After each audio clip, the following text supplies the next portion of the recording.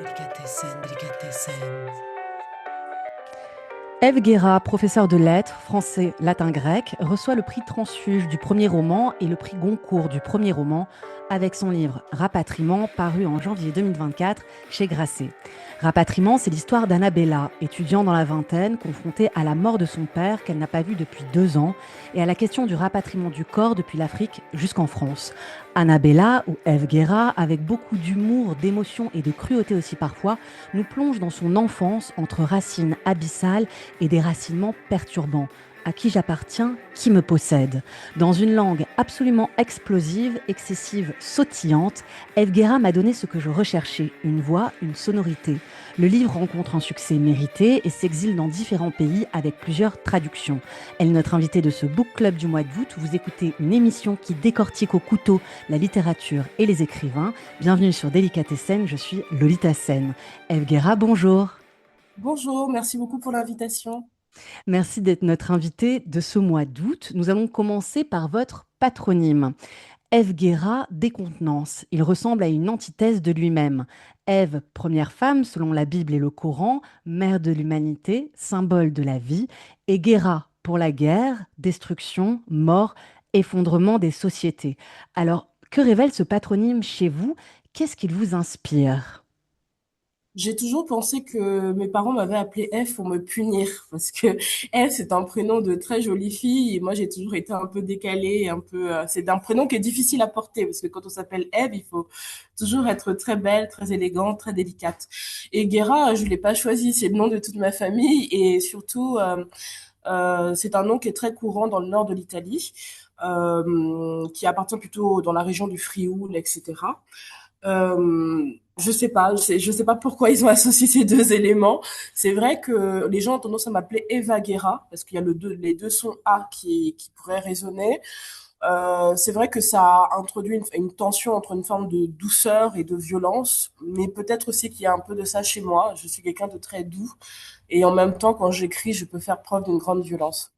Rapatriement a été publié chez Grasset, maison d'édition créée en 1907 par Bernard Grasset, il faut bien le rappeler. Alors même si cette première question intervient dans un contexte d'actualité un peu brûlante, avec le renvoi de l'éditeur d'Olivier Nora, pourriez-vous nous raconter comment a eu lieu votre première publication, votre rencontre avec cette maison? Comment avez-vous été publié? Comment a débuté votre vie de jeune écrivain? Très difficilement. Moi, j'ai eu du mal à m'autoriser à écrire. Pendant très longtemps, j'ai dispersé mon écriture. Et puis, soudainement, est née une immense colère. Je me suis retrouvée à 27 ans, alors que j'écrivais depuis que j'avais 12, 13 ans, à avoir des fragments de bouts de texte de toutes parts, sans lien les uns avec les autres. Et je me suis demandé si je comptais continuer à perdre mon temps. Et c'est né d'une colère, le fait de la publication de mon premier recueil qui rassemble des poèmes que j'écris depuis que j'ai 14 ans et Rapatriement qui est un texte que j'ai écrit à partir de 27 ans par fragments et puis à 29 ans de manière un peu plus soutenue et rigoureuse. Et donc quand je décide quand le texte est fini, j'ai 30 ans, je pense, j'ai 30 ans, et je cherche un éditeur, mais de bonne foi, donc c'est-à-dire que j'envoie par la poste, et, euh, et c'est très difficile Par la poste ou par mail? par la poste. Ouais. Par la poste, c'est-à-dire que je fais j'imprime au Corep mes manuscrits, je fais mes petites enveloppes, je fais mes petites lettres, je connais pas le nom des éditeurs, donc j'envoie à Grasset, à Gallimard, vraiment de manière totalement naïve, et maintenant je referai la même chose, je ne ferai pas pareil, c'est complètement suicidaire si je puis dire de faire ça. Bah, parce que quand on envoie à une maison, on envoie à personne en fait, et donc finalement on n'est pas lu. Et Alors, donc, comment ça s'est passé pour vous, vu que eh ben, j'ai eu ça a beaucoup de fonctionné? chance. J'ai eu beaucoup de chance parce que alors les premiers, je me suis dit, c'est une question aussi financière. J'ai fait 4 envois pour des raisons de sous, en fait, parce que Mhm. je n'allais pas mettre 200 € à chaque fois. Bien sûr. Donc, j'ai fait 4 envois et je me suis dit, en fonction du retour, je vais réajuster. Parce que je savais qu'on allait me refuser, mais j'avais la naïveté de croire qu'on allait refuser en m'expliquant pourquoi c'était pas bon. Et on me l'expliquait pas toujours. Et j'ai eu des refus par le silence. Et c'est vraiment la pire Mhm. chose qu'on puisse faire à un auteur, quoi. Et bon, après, j'ai eu une éditrice de chez Flammarion qui a été d'une très grande gentillesse, qui m'a expliqué pourquoi elle refusait le texte. Elle m'a dit, je refuse le texte. Il y a une écriture, c'est vrai, mais le livre n'est pas construit. Le livre n'est pas construit, ça part dans tous les sens. J'étais encore trop dans la poésie, trop dans le lyrisme, et il n'y avait pas de tension narrative. Et donc, elle me dit, il faut vraiment resserrer. Si vous voulez en faire un roman, il faut resserrer sur tout autour de l'événement de l'enterrement. Il faut expliquer aussi certains points. Il y a certains points que je n'avais pas expliqués sur l'enfance, etc. Pourquoi elle fuit son père, ça n'avait Mhm. pas été détaillé. Donc, je reprends le texte à la lumière d'un commentaire d'une éditrice de chez Flammarion Très et je précieux, reporte ma toujours, bien chance. sûr. Mm. Ben voilà, très précieux, surtout qu'en fait, elle me fait un long retour alors qu'elle allait refuser le texte, quoi. Mhm. Donc c'est vraiment de la bienveillance et de la gentillesse. Donc je reprends le texte. Alors il y a des trucs où j'étais pas d'accord, donc j'étais pas d'accord, j'ai pas écouté, mais j'ai quand même conservé. Je pense que si être écrivain, c'est être aussi un peu têtu. Bien sûr qu'on nous donne des conseils qui sont pertinents, et puis il y a des choses, c'est notre identité. On peut pas renier notre identité. Et justement, avoir une identité, c'est important parce que c'est difficile de se faire publier quand on a une écriture qui n'est pas forcément dans les codes. Mais Mhm. en même temps, une fois qu'on est publié, c'est notre identité. Donc, Mhm. c'est pas facile. Enfin, c'est pour ça aussi que les autres éditeurs vont nous traduire, etc. Donc, c'est difficile. Il faut assumer ce point de vue, mais il faut l'assumer jusqu'au bout. Et donc, je reprends le texte et j'envoie à quatre autres éditeurs. Donc, il y avait Albin Michel, Grasset, euh, les éditions de l'Olivier et un quatrième, j'ai oublié le nom. Julliard, je crois. Mhm. Très vite, au bout de... Alors, moi, ça me semblait très vite parce que la première fois, j'avais attendu 6 mois.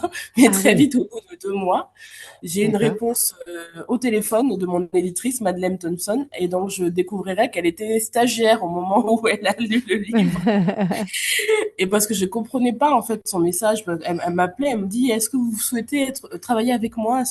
Je lui dis, mais elle est quand même chez Grasset, pourquoi elle me pose cette question? Et en fait, mais c'est vraiment une super éditrice. C'est incroyable. Là, j'ai vu qu'elle a publié pas mal d'auteurs. Elle a publié Esther Théard. Mhm. Elle a beaucoup de talent, beaucoup d'exigences. Elle est vraiment disponible. Elle relit les textes.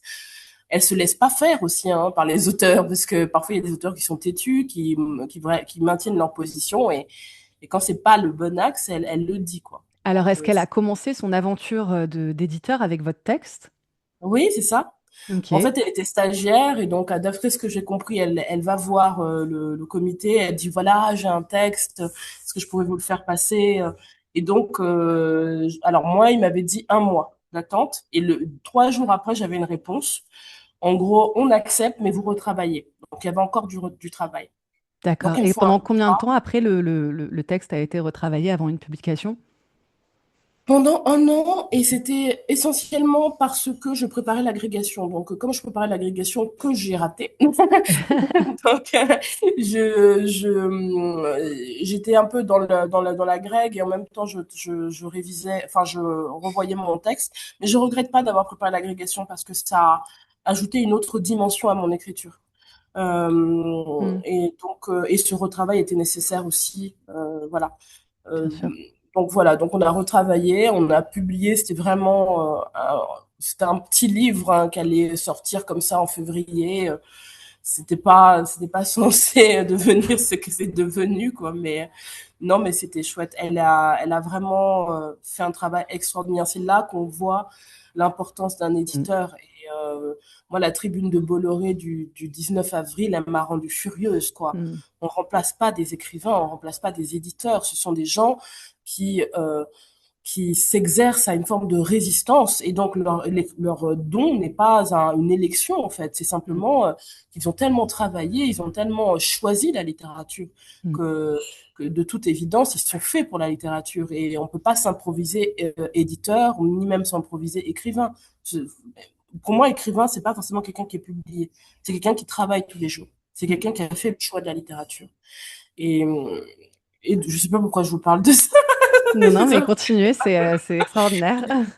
Donc oui, enfin, il y a des gens comme Pessoa qui ont écrit toute leur vie en gardant leurs livres dans des tiroirs, et ce sont des écrivains parce qu'ils ont fait le choix de la littérature. Et même des gens qui sont publiés, moi, j'ai l'impression qu'ils sont publiés juste pour faire de la présence et que ils n'ont pas un rapport si sincère à la littérature. Dire qu'on remplace des écrivains et des auteurs. Donc, qu'est-ce qu'il a dit? Il a dit, des écrivains partent, d'autres les remplaceront. Mhm. Et qu'est-ce que ça veut dire de dire qu'on va remplacer Sœur Chalandon, Laurent Binet, Virginie Despentes? Ces gens ont travaillé toute leur vie, leur œuvre a un sens, elle s'inscrit euh, dans une, dans une mémoire de la littérature, quand Mhm. même, dans une certaine mesure. Est-ce que à l'heure actuelle, vous savez si vous allez rester chez Grasset ou si vous allez peut-être bouger dans une autre maison d'édition en suivant peut-être votre éditrice? Moi, je suis très attachée à mon éditrice et ce qui se passe chez Grasset, c'est extrêmement douloureux. C'est extrêmement douloureux. Je suis sûre que je ne publierai pas mon deuxième roman chez Grasset, mais je ne sais pas encore comment je vais partir. D'accord. J'attends que les choses s'éclaircissent. Il y a beaucoup de choses qui sont très confuses, notamment le fait que Nora lui-même n'a pas été licencié pour le moment. Il est encore dans les locaux de Grasset. Et, euh, et c'est très compliqué. Mon éditrice travaille encore chez Grasset. Travaille encore Ok. chez Grasset. Elle a des textes qu'elle défend, qu'elle aime, qui sont de très très beaux textes. Le texte d'Esther Teilhard qui sort en août. Oui, voilà, parce Euh, qu'ils défendent aussi des textes qui vont sortir, peut-être même sur le travail oui, d'un texte se fait sur plusieurs années et il y a peut-être des textes qui bien sont sûr, déjà dans les ordinateurs pour dans 3 ans. Donc c'est tout vrai à que fait. Tout à c'est fait. c'est très épineux. C'est très épineux. Ce sont des écrivains qui ont travaillé pendant longtemps. On n'a pas à leur faire payer les pots cassés d'une gestion malheureuse où un milliardaire fait une crise d'ego, parce que c'est une crise d'ego. Nora lui dit que le livre de Sansal n'est pas prêt. Et il ne veut pas l'entendre. Il croit que c'est un bras de fer que Nora essaie de faire avec lui. Mais en fait, on s'en rend compte là, les gens qui ont lu le dernier Sansal. Moi, j'ai une grande admiration pour Sansal. J'ai adoré Le Serment des barbares. Et Mhm. vraiment, je suis absolument triste de voir qu'il s'est fait, que j'ai l'impression qu'on utilise ses fragilités. Dans cette histoire, je le vois comme quelqu'un qui est instrumentalisé parce qu'il est fragile, parce qu'il a été en prison pendant 1 an. On ne doit pas emprisonner un auteur pour ses idées. On doit emprisonner personne pour ses idées, ni un écrivain, ni un journaliste. Il n'avait pas d'argent, donc bien sûr que c'était le moment idéal pour venir et le retourner. Moi, je le vois vraiment comme un retournement. Et dans ce contexte-là, Nora est presque comme j'allais dire, un pion qui tombe malgré lui. Alors, il y avait peut-être un passif aussi, hein. On m'a expliqué qu'il y avait il y avait un passif entre Nora et Bolloré depuis très longtemps, qu'il était sur la sellette depuis très longtemps. Donc, c'est pas forcément son sale. Il faut pas prendre son sale comme bouc émissaire. On lui souhaite tout le meilleur du monde. On espère vraiment que son livre va bien marcher. Je pense que la colère des auteurs de Grasset, elle se situe plutôt dans la gestion de l'actionnaire principal, sa gestion administrative, enfin sa gestion managériale, comment il traite ses éditeurs et comment il a traité l'éditeur principal de Grasset, plus qu'une rancune à l'égard d'un auteur. Voilà. Merci Ève pour ces explications qui nous éclairent un petit peu plus sur cette vision un peu, cette gestion peut-être un petit peu opaque qui se passe en ce moment dans le milieu éditorial et puis dans l'art en général avec les montées des extrêmes. On en a parlé avec John Jefferson Selve 2 épisodes précédents. Alors, Rapatriement, c'est l'histoire d'Annabella. Elle vit à Lyon quand elle apprend la mort de son père en Afrique et le besoin de rapatrier son corps. Mais Annabella manque d'argent, les assurances sont opaque elle aussi, et les oncles et tantes s'en mêlent. Se met en place une enquête familiale où on découvre un père blanc, français, expatrié au Cameroun, alcoolique, coléreux, mais aussi amoureux de sa fille adorée. Une mère noire, congolaise, méprisée jusqu'à être reniée, fantôme de cette histoire, dont le père dira à sa fille tout au long de son adolescence qu'elle est morte. On plonge alors dans la jeunesse d'Annabella, entre violence, alcool, déménagement aussi beaucoup, et mensonges. Finalement, on accède à une famille étrangement décomposée, unilatérale, égoïste presque. Quelle famille décrivez-vous? C'est quoi la famille pour vous? Je ne sais pas si je sais ce que c'est qu'une famille. Je crois que je connais ma famille et le noyau de ma famille un héritage un peu de... Je me rends compte en fait que je suis née à une certaine époque. C'est-à-dire que je suis née dans les années 89. On sort de la colonisation. Et donc, la relation entre le père et la mère est une extension des relations de pouvoir et de domination Ah bien. dans les sociétés africaines à la fin de la colonisation, où les gens sont censés être des égaux, mais il y a quand même une hiérarchie symbolique et de pouvoir. Je pense que la jeune femme qu'est la mère épouse un homme blanc parce que c'est valorisant d'épouser un homme blanc et surtout parce qu'il y a le confort financier et le père traite aussi sa femme, non pas comme une épouse, une compagne, mais comme une vassale, une domestique. Et je me suis rendu compte que c'était la vision que j'avais de la plupart des couples mixtes de l'époque en Afrique dans les années 80-90. Là, aujourd'hui, je vois des couples mixtes beaucoup plus équilibrés, beaucoup plus... et je suis heureuse, en fait, que la société ait changé, Mm. plus cette inégalité, en tout cas symbolique, au sein du couple. Mais je crois que Annabella est le fruit de cet héritage-là. C'est la fin du colonialisme. C'est une fille qui est éduquée par un père qui a le sentiment de sa toute-puissance. Et un père qui a le sentiment de sa toute-puissance, alors que c'est un marginal dans la communauté des expatriés en Afrique. Mhm. Donc, c'est encore plus violent parce qu'il a ce qu'on appelle le syndrome du petit contremaître. Alors, il faut qu'on rappelle que Annabella vient de ce qu'elle dit être la brousse. Quand on lui demande si elle a un village, elle répond la brousse, une maison, un lieu de naissance, la brousse, encore la brousse pour vous citer, pleine de sapélis, brousse au bord du fleuve où se faufilent les serpents. Pourriez-vous nous raconter un peu ce lieu, ce mot rude et sec et en même temps chaleureux, ce mot aussi de chasse? Qu'est-ce qu'il signifie pour vous? À quel souvenir il vous ramène? Moi, le Congo, c'est un monde idéalisé, c'est un Éden perdu. Je n'y suis pas retournée depuis que j'ai 9 ans. Donc, à chaque fois que je parle du Congo, je deviens très lyrique. Donc, peut-être que ce n'est, peut-être que le Congo ne ressemble pas à l'idée que je m'en fais. Mais comme j'en ai gardé une image d'enfant où les arbres étaient gigantesques, où les animaux étaient féroces et en même temps si familiers, euh, moi, je ne suis pas allée à l'école jusqu'à l'âge de 7 ans. Et donc, quand j'étais enfant, je passais mon temps à recueillir les animaux. Donc, j'ai eu une chèvre, j'ai eu un serpent, j'ai eu un coq, et je traînais beaucoup dans la forêt alentour du camp forestier. Il y avait pas, quand je vous dis qu'il n'y avait pas de village, le premier village était à 200 kilomètres. On était vraiment dans une forêt. Euh, et, et donc, la forêt, c'est un environnement je sais quels peuvent être ses dangers. J'ai appris à anticiper les réactions des serpents, quel type de serpent il faut se méfier.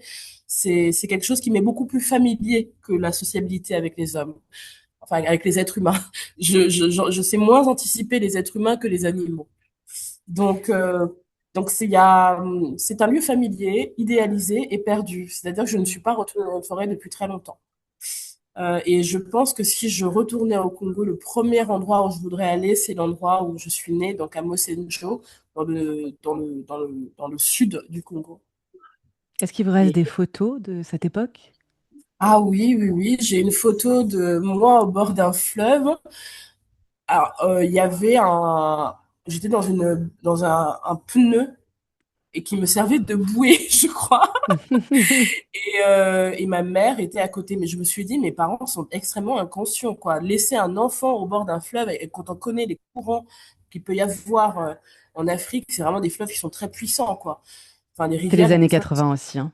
C'est des années 80 aussi, oui, 90, je ouais. pense, hein, 90.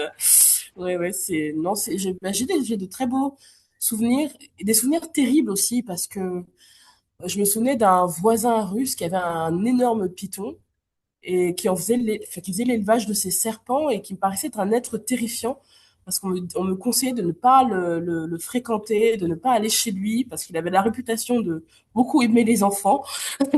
Donc, c'était quand même un environnement inquiétant. Avec le recul, je me rends compte que c'était pas de, il y avait beaucoup de dangers. Il y avait beaucoup de dangers. Finalement, cette jeunesse, c'est aussi une vie d'exil, donc de la brousse à la ville, du Congo au Cameroun, puis enfin un refuge en France, à Lyon en tout cas, et un lieu d'enquête en Charente-Maritime, là où se passe aussi une bonne partie du roman, la Charente-Maritime, euh, là où d'où vient le père. C'est un roman un peu comme une cartographie qui se dessine, une vraie vie d'expat. Je dirais que ce que raconte Rapatriement, c'est que l'exil ne concerne pas que les habitants du Sud. Parce on a tendance à penser qu'il faut être pauvre pour être en exil, et que les gens riches sont expatriés. Mhm. Et je crois que dès Ce sont les l'instant deux où mots que je voulais mettre en tout à miroir. fait. Mm. Et ben vous avez tout à fait raison, et une très bonne intuition du texte. Le père d'Annabella n'est pas un expatrié. Il aimerait être un expatrié, mais ce n'est pas un expatrié. C'est plutôt un homme qui vit au jour le jour, de petits contrats. Donc, c'est un exilé aussi en quelque sorte, hein. Donc, c'est un aventurier. Et, et en fait, c'est intéressant de montrer que on peut être blanc, européen, euh, venir d'un pays qui est plutôt très riche, et néanmoins être soi-même un exilé partout où on va. Annabella et son père, ce sont des marginaux. Et partout où ils vont, ils sont aux marges des sociétés. Et même quand elle est à Lyon, même quand elle est en France pour ses études, c'est une marginale dans la communauté des étudiants. Elle n'arrive pas à expliquer à son entourage qui elle est.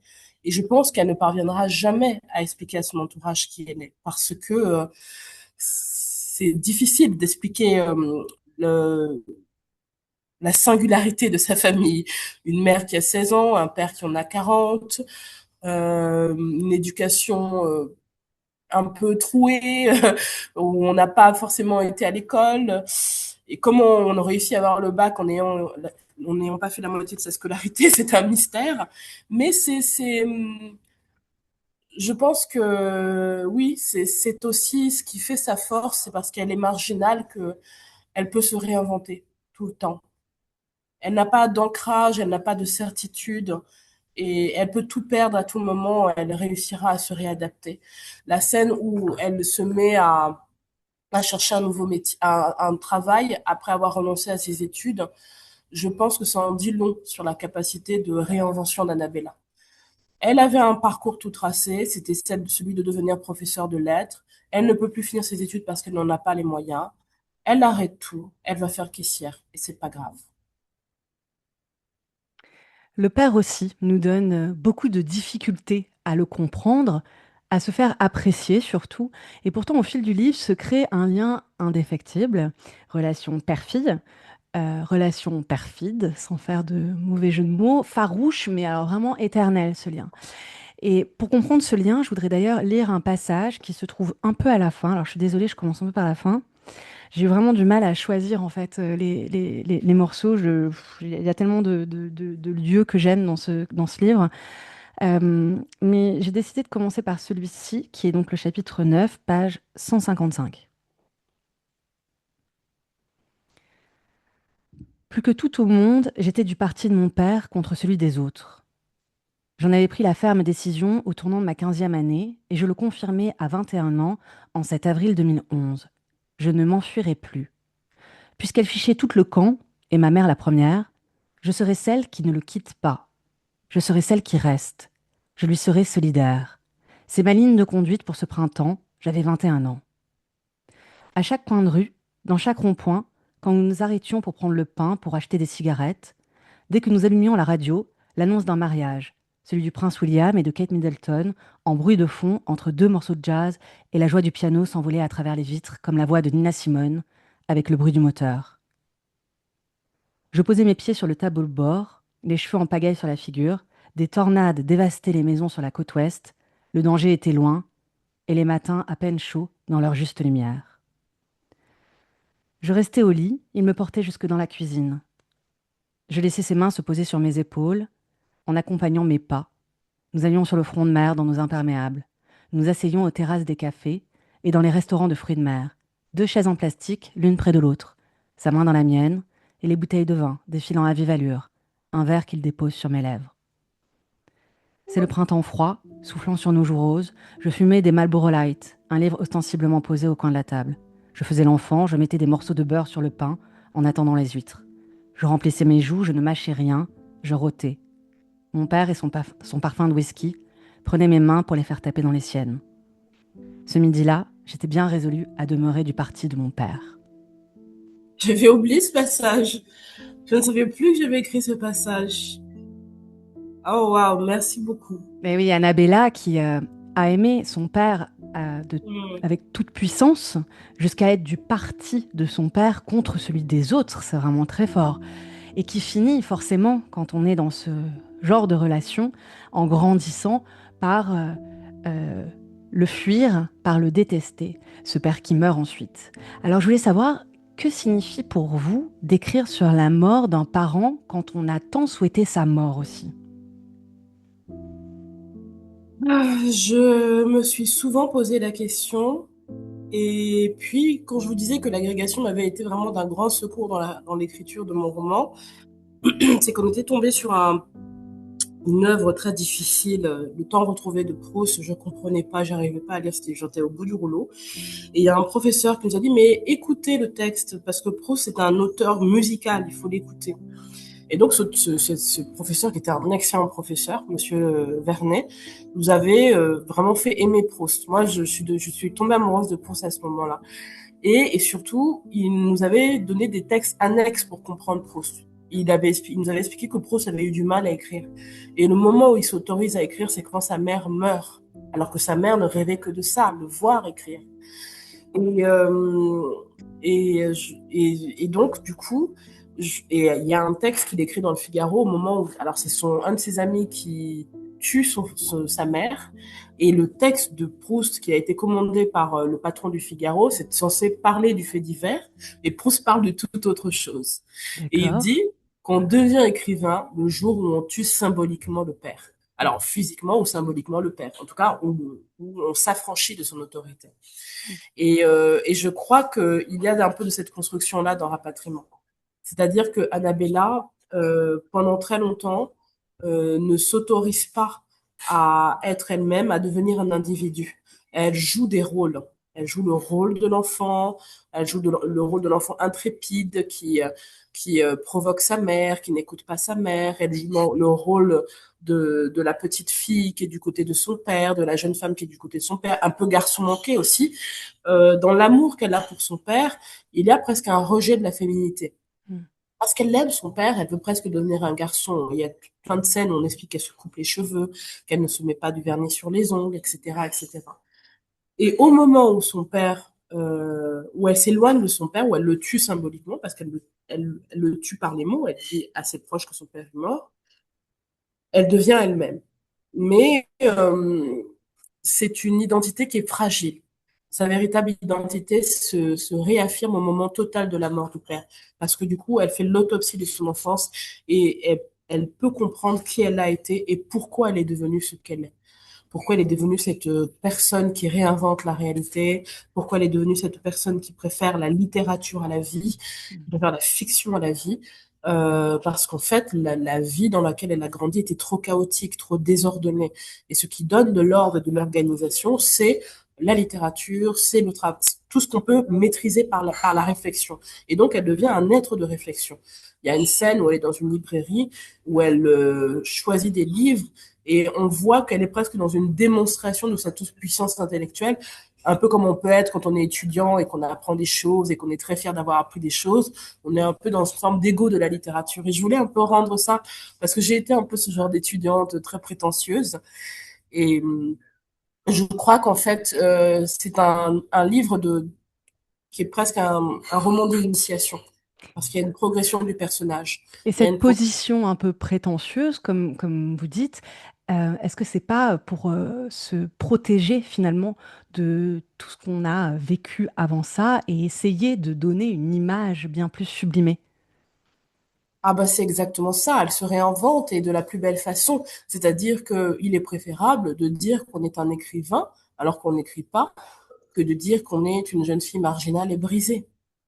Il est préférable d'avoir un ethos d'artiste plutôt que d'avoir l'identité d'une jeune fille perdue. Et peut-être à jouer à l'artiste, elle finit par le devenir. Oui, on découvre donc une adolescence merveilleusement racontée, retranscrite, avec tout ce qu'on peut retrouver dans l'adolescence finalement, mais transposé en Afrique, les peines de cœur, les garçons, les amitiés, les premières cuites non mesurées, l'impression de se noyer dans le noir, d'en broyer, se noyer dans l'alcool aussi, parce que tout va mal. Est-ce que la mort d'un être cher devient la mort de sa propre enfance, Evguera? C'est exactement ça. Il y a une phrase très belle de Barthes qui dit la mort des autres nous rappelle inévitablement notre propre mort. Il l'a écrit dans le journal de deuil quand sa mère est morte. Et oui, on ne comprend pas qu'on risque de mourir avant que nos parents meurent. Et quand nos parents sont morts, on devient soudainement adulte, mais brusquement. Mais ça peut arriver à 50 ans, comme ça peut arriver à 15 ans. Mm. D'un seul coup, on a conscience de notre finitude et puis aussi, on a conscience que si on ne crée pas de famille, si on ne transmet pas, eh ben peut-être aussi que notre lignée mourra avec nous. Et ça peut être aussi terrible. Euh, Moi, j'ai le souvenir que au moment de la mort de mon père, je me suis sentie tout soudainement adulte, et et en même temps tout en n'ayant pas la maturité nécessaire. Et Et je crois qu'en fait, ça m'a fait gagner une immense maturité que je ne, j'ai l'impression d'avoir 70 ans. Tellement j'ai brusquement vieilli, je me suis brusquement retrouvée dans des histoires d'héritage, de filiation, de ceci, de cela. Des choses qu'on ne comprend pas quand on est enfant. Qu'est-ce que c'est qu'hériter? Qu'est-ce que c'est que Mhm. d'aller chez un notaire? Qu'est-ce que c'est que d'avoir des comptes bloqués, qu'on existe aussi administrativement?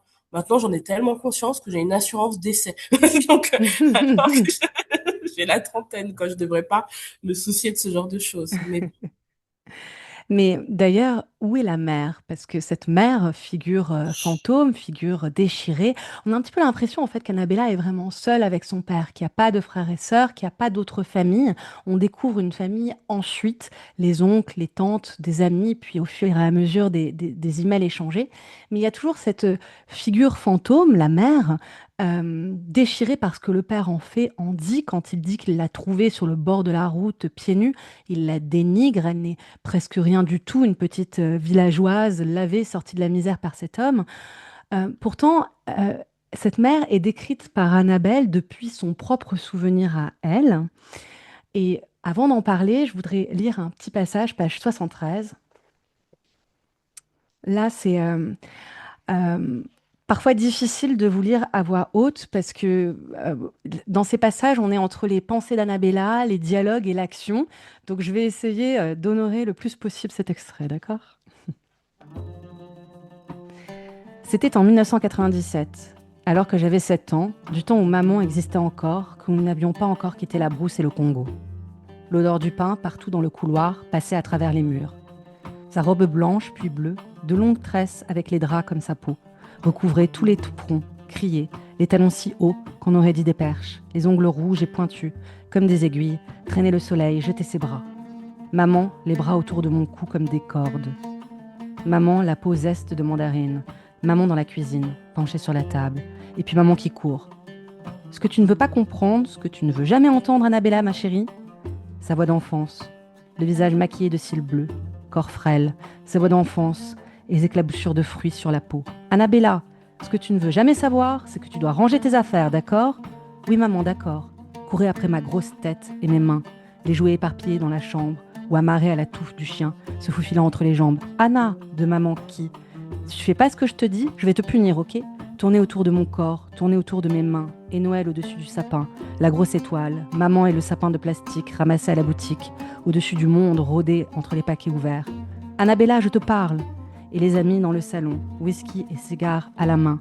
Maman le gendarme qui me tirait comme un voyou. Annabella! Et ça a éclaté comme ça, au-dessus des plats. La colère d'ivrogne de mon père, sans que lui-même s'y attende, et le visage de maman qui tombe. Mais d'abord les guirlandes par terre et la cascade des verres. Excuse-toi, éclaté avec son corps qu'il traîne. Ils s'étaient réveillés tous les deux, plus excités qu'à l'ordinaire, elle de recevoir, lui de montrer la femme, l'enfant, la maison et le chien au voisin, leurs chemises entr'ouvertes.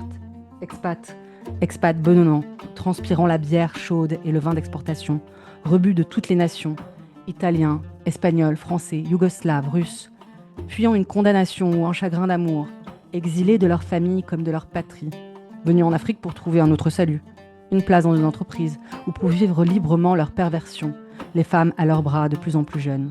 Et ça a éclaté comme ça, au milieu des convives, après les 4x4 garés à l'entrée et la table basse remplie de gin. Ça a éclaté au-dessus du Coca-Cola et des bouteilles de champagne, la colère de mon père qui ne supporte pas que maman grandisse. Maman les tresse dans le dos, puis sur les fesses, et le monde à la renverse de ses seins s'agrippe autour.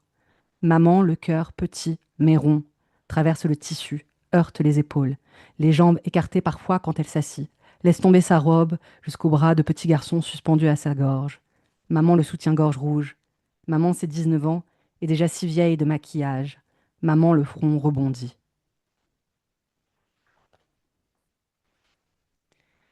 Alors, que Bah, merci pourriez-vous nous beaucoup pour cette dire, belle lecture.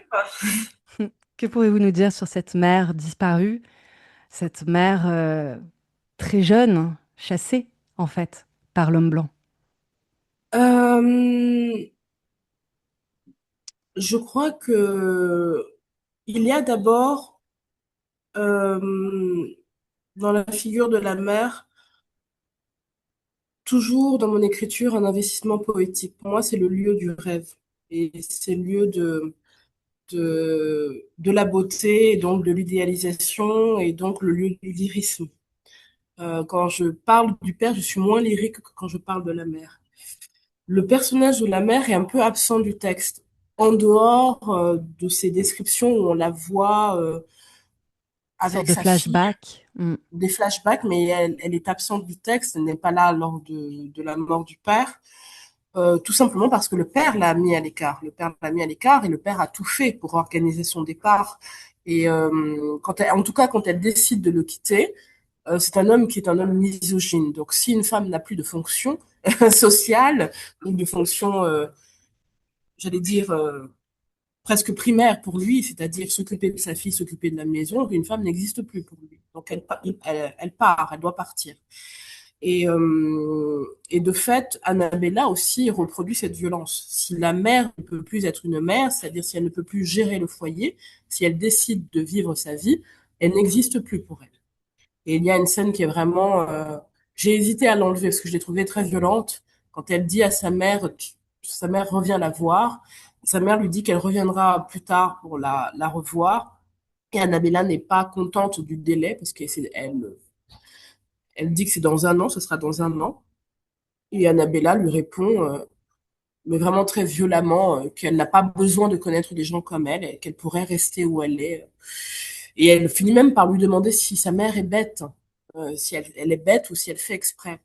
Et là, c'est vraiment le langage du père qui se reproduit dans la voix de la fille. Ce ne sont pas ses mots, c'est la voix de son père. Elle a tellement intégré la vision du monde de son père qu'une mère doit avoir une fonction. Elle, ce n'est pas un individu. Et c'est aussi ça qui est difficile dans Rapatriement et qui a peut-être fait que des gens étaient un peu en colère contre le personnage d'Annabella, c'est que c'est une femme qui est misogyne. En tout cas, dans l'enfance, c'est une petite fille misogyne. Dans l'adolescence, c'est une femme misogyne. Elle grandit, elle évolue un peu plus, mais il faut accepter en lisant Rapatriement qu'elle hérite des préjugés de son père. Et donc, Elle elle se met de part son côté, du parti du père, comme on disait du tout à l'heure. parti du père. Et donc, c'est une femme, comme c'est une femme misogyne, elle ne peut pas considérer et regarder autrement sa mère que par sa beauté. Mm. Elle ne peut pas la considérer comme un individu, elle ne veut pas connaître ses aspirations, elle ne veut pas comprendre qui elle est, puisque sa mère a d'abord une fonction. Dans Voilà. votre livre, l'humour prime, notamment sur les parties du corps d'Annabella, la tête, la manière, les pieds, souvent.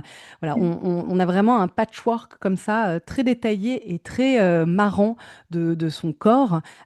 Pourriez-vous nous parler Et un moi, ce peu que de ce corps? Ouais. que je voulais montrer, c'est qu'on pouvait avoir un très beau. Enfin, moi, ça m'intéresse. Ce qui m'intéresse toujours, c'est de créer des personnages qui sont pas adaptés. Annabella, elle n'est pas belle et elle sait qu'elle n'est pas belle. Et c'est ça qui est intéressant parce que tout en sachant qu'elle n'est pas belle, elle surjoue de sa laideur, enfin de son côté un peu inadapté. Mm. Et donc elle en surjoue en ne se coiffant pas, en ayant une apparence hirsute, parce qu'elle pourrait être moyennement regardable, si je puis dire, et quand même faire un effort de présentation. Or, elle surjoue de sa laideur. Elle ne veut Et pas. Ouais. vraiment, je voulais vraiment appuyer ce point-là et je pensais que c'était le ressort comique.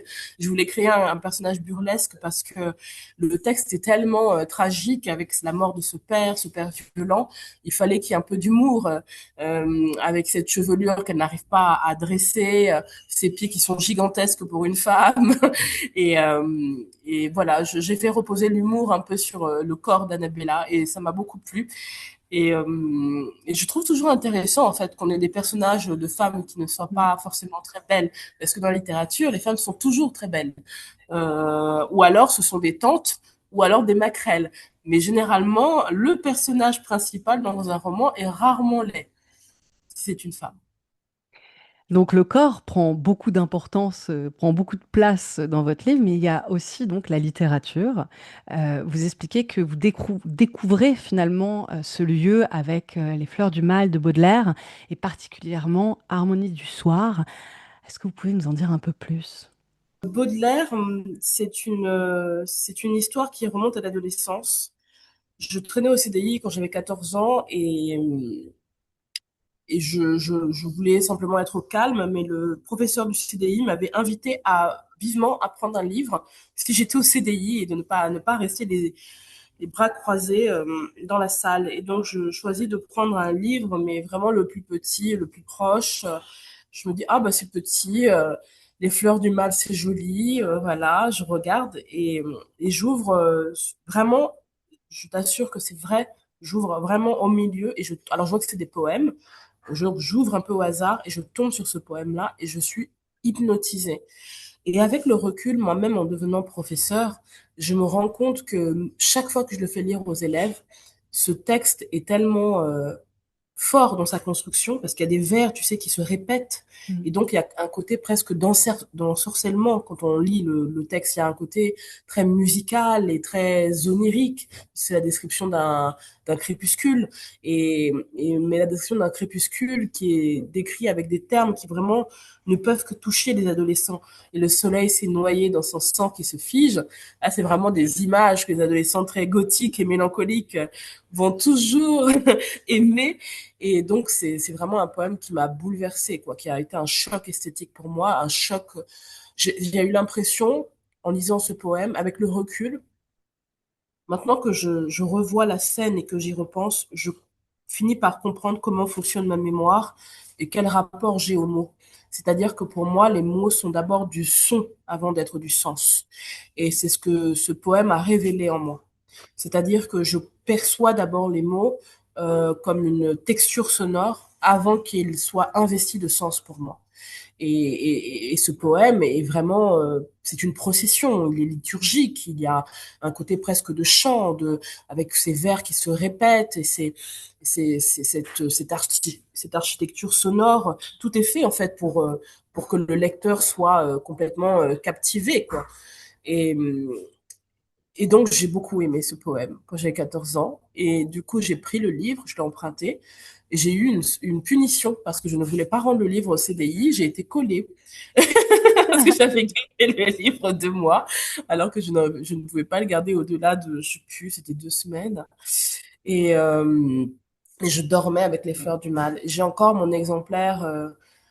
Alors du coup, comme j'ai été collée pour ce livre, donc mon père m'a offert un Mhm. exemplaire des fleurs du mal et qui est mon exemplaire depuis que j'ai 14 ans et que j'ai réutilisé à l'université quand nous avons eu les fleurs du mal au programme de la première année. Donc j'ai différentes couches d'annotation qui décrivent aussi mon évolution en tant que lectrice. Quand j'étais adolescente, j'étais plus attirée par les poèmes très noirs, très gothiques, très mélancoliques, comme Je suis la plaie, le couteau, Mhm. Harmonie du soir. Et puis en étant étudiante, j'avais besoin de plus de construction, de plus d'images. Donc j'étais attirée par une charogne, par le vin, des poèmes comme ça. Mhm. Et puis, en grandissant, et notamment au moment de la mort de mon père, le poème que j'ai annoté, et je me souviens que c'était exactement ce poème-là, parce que je n'avais qu'un stylo vert sur moi. Donc, à l'époque où je suis étudiante, j'ai des stylos noirs, des stylos bic noirs. Donc, c'est des stylos bic noirs. Quand je suis élève, j'ai des stylos à plumes, des jolis stylos à plumes bleues. Donc, je vois bien les jolies lettres qui sont bien formées. Quand c'est étudiant, ça va vite. Il y a des petites annotations rapides, etc. MET pour métaphore. Tu vois, et c'est Mhm. plus dans la construction et la structure. Et quand j'ai 23 ans et que mon père est mort, le poème qui me plaît le plus, c'est Le reniement de Saint-Pierre.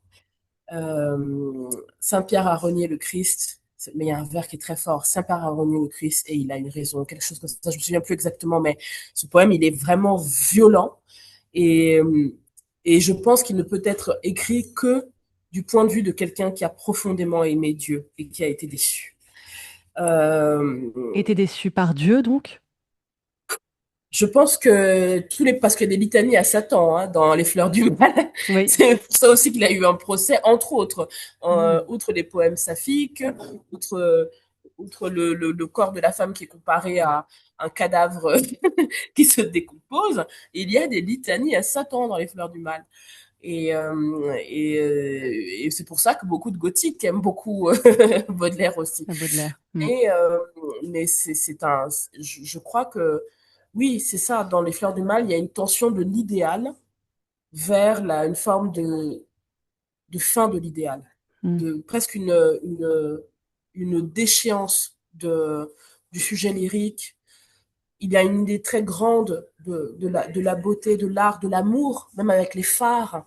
Quand ce poème où il cite tous les tableaux qu'il a admirés, euh, des poèmes qui sont presque comme des sculptures quand il parle des œuvres d'art, etc. Et puis petit à petit, une progression, presque un relâchement et une colère aussi, hein, On avec dirait presque que vous parlez finalement de rapatriement en expliquant le recueil de Baudelaire, parce qu'il y a vraiment voilà, vers cette violence, vers cette déconstruction. Mais en même temps, ce que j'ai trouvé, c'est que la problématique de départ, qui est donc la problématique de rapatriement du corps du père mort, s'évanouit au profit de rester avec les personnages.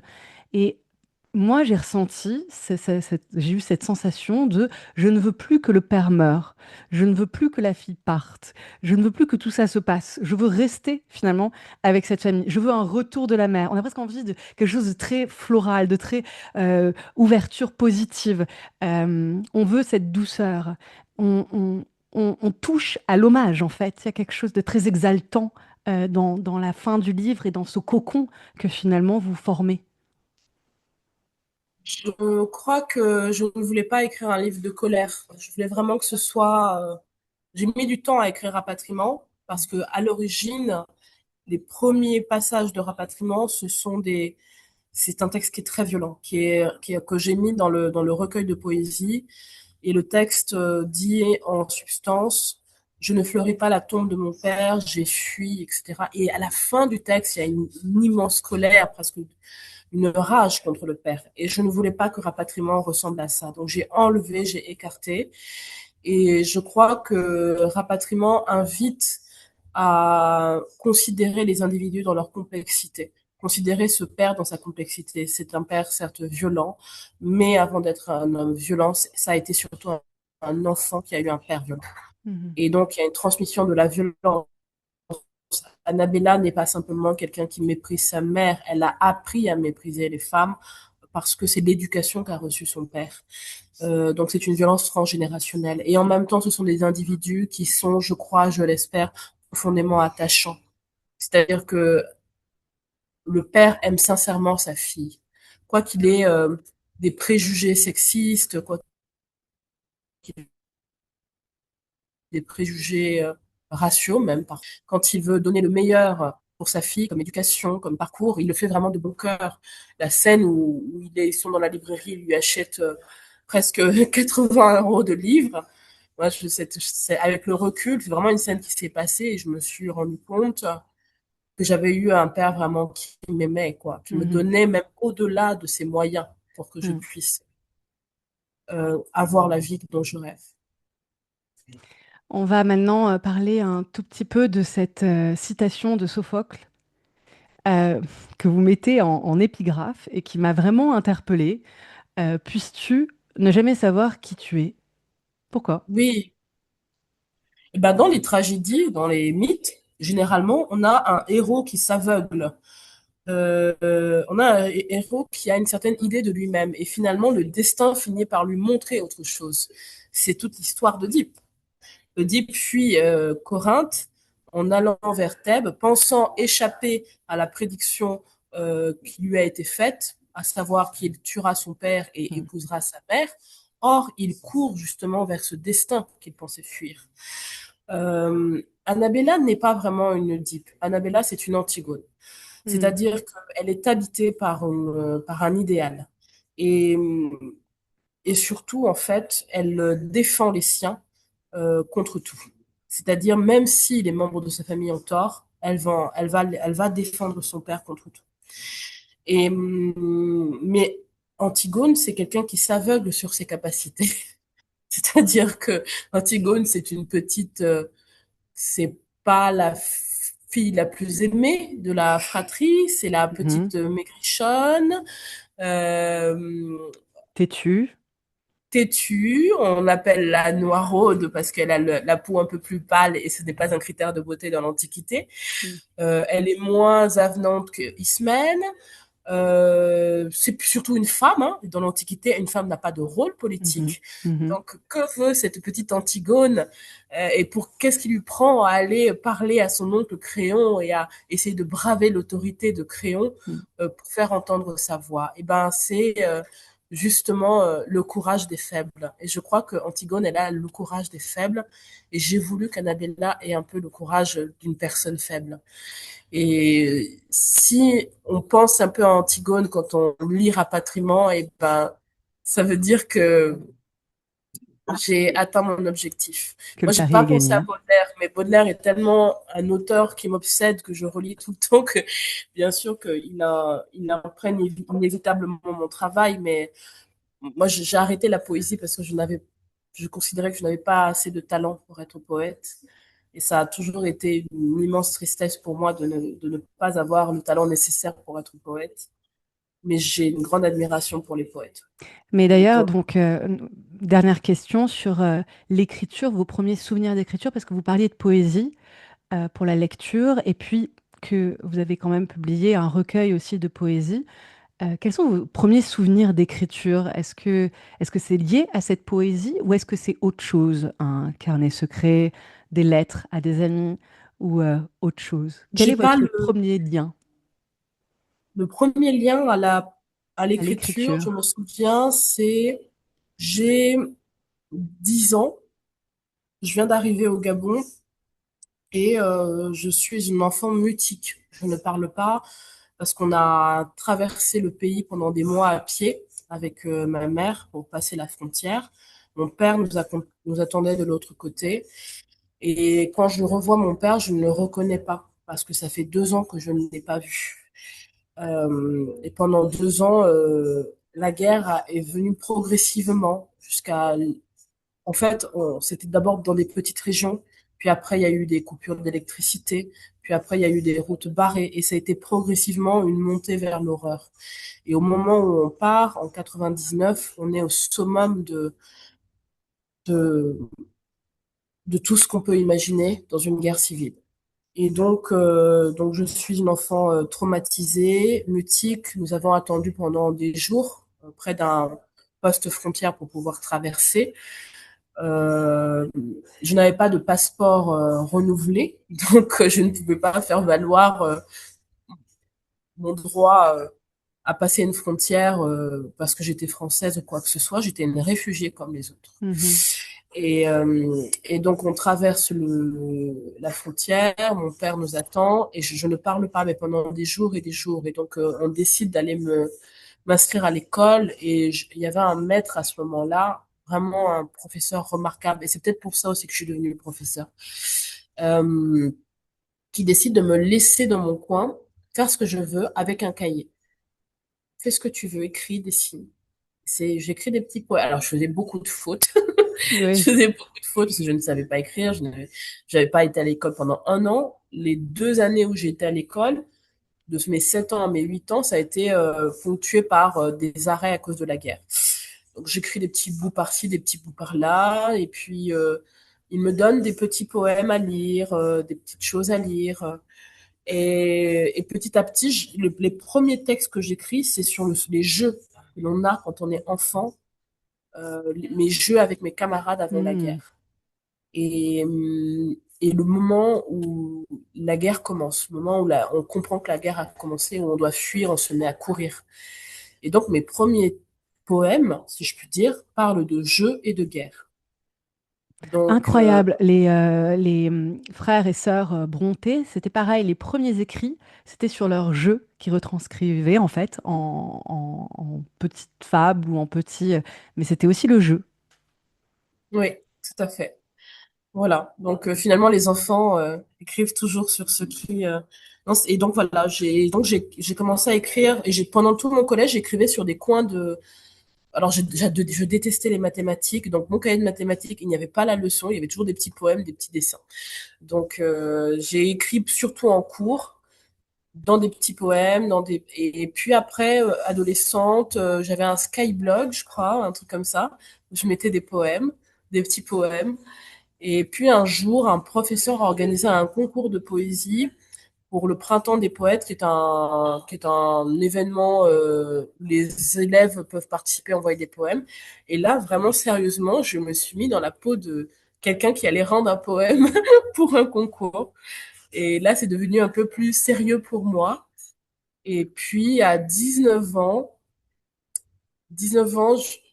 j'ai compris qu'en fait, j'avais un rapport à la poésie qui était trop thérapeutique, trop, Mhm. trop dans l'épanchement. Ce Mhm. n'était pas forcément ça, la poésie. Très bien. Et Merci Eve d'avoir été notre merci invitée beaucoup. pour ce 5e épisode de Délicatessen, donc podcast Merci. littéraire. Nous avons parlé de liens familiaux, d'héritage, de brousse, de reproduction, de la violence. Il me tarde de lire votre prochain roman. Merci Eve. Merci beaucoup pour tout. Merci. Je vous dis au revoir, à bientôt. Au revoir, à bientôt.